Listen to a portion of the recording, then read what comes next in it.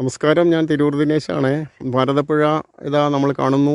ഭാരതപ്പുഴയുടെ ഇവിടെ കുംഭമേള എന്ന പേരിൽ അറിയപ്പെടുന്ന നദീ ഉത്സവം നടക്കുകയാണ്. അപ്പോൾ ഈ ത്രിമൂർത്തി സ്നാനഘട്ട് എന്താണ് എന്ന് പലരും ചോദിച്ചു.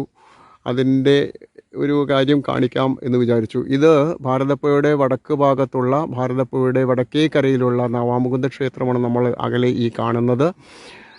അവിടുന്ന് നേരെ ഭാരതപ്പുഴ മുറിച്ച് കടന്ന് നേരെ തെക്കേക്കരയിലേക്ക് വന്നാൽ ഇതാ ഇവിടെയാണ് ബ്രഹ്മാവിൻ്റെ ക്ഷേത്രം. ഇതിൻ്റെ നേരെ അപ്പുറത്താണ് ബ്രഹ്മാവിൻ്റെ ക്ഷേത്രം. നമുക്ക് കാണാൻ സാധിക്കില്ല. ഇവിടുന്ന് ഒരു 20 മീറ്റർ അവിടെ നിന്ന് ആ ഒരു തലക്കലാണ് കാണുന്നത്. ഇവിടുന്ന് ഏതാണ്ട് ഒരു 15 മീറ്ററേ ഉള്ളൂ. അവിടുന്ന് നേരെ ഇങ്ങോട്ട് വന്നു കഴിഞ്ഞാൽ ഇവിടെ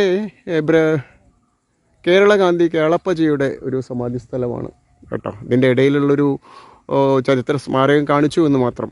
അങ്ങനെ ഇവിടെ ബ്രഹ്മാവിൻ്റെ ക്ഷേത്രത്തിൽ നിന്നും നേരെ ഇങ്ങോട്ട് വന്നു കഴിഞ്ഞാൽ ഇവിടെയാണ് തവനൂർ ശിവക്ഷേത്രം.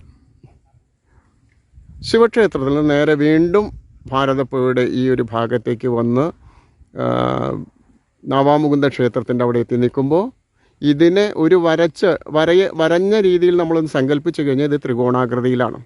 ഈ ത്രികോണാകൃതിയാണ് ശ്രീചക്രഭാവം എന്ന രീതിയിലുള്ള ഒരു കൺസെപ്റ്റ്. ആ ശ്രീചക്രഭാവത്തിലാണ് ശക്തിയുടെ സ്വരൂപമുള്ളത്. ഈ ശക്തിയുടെ സ്വരൂപത്തെയാണ് ഈ മാഘമാസത്തിൽ 28 ദിവസം നദിയുടെ ഉത്സവം ആഘോഷിക്കുന്നത്. ഇത് 10ാമത്തെ വർഷമാണ്. 2016 നമ്മളിത് ആരംഭിച്ചത്. ഇത് 10ാമത്തെ വർഷം കുറച്ചും കൂടെ വിപുലമായ രീതിയിൽ നടത്തുകയാണ്. ഇവിടെ ഇപ്പോൾ ഭാരതപ്പുഴ വറ്റിക്കിടക്കുകയാണ്.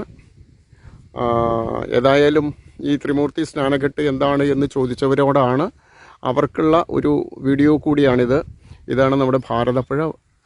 എല്ലാവർക്കും അതിൻ്റെ ഈ എന്താണ് ത്രിമൂർത്തി സ്നാനഘട്ട് എന്ന സംശയം എല്ലാവരിൽ നിന്നും ദൂരീകരിച്ചിട്ടുണ്ടാവും എന്ന് വിചാരിക്കുന്നു.